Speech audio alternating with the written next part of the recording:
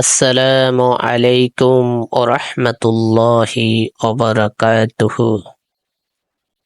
প্রশ্ন: সামান্য তুচ্ছ মূল্যের বিনিময়ে আমার আয়াত বিক্রি করা পরিহার করো।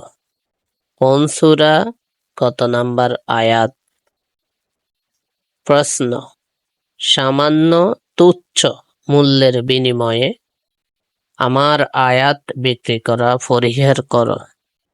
কোন সূরা, কত নম্বর আয়াত? ভিডিওটির শেষে উত্তর আছে। ভিডিওটি ভালো লাগলে লাইক, শেয়ার, সাবস্ক্রাইব করুন এবং আপনার মূল্যবান মতামত কমেন্টে উল্লেখ করুন।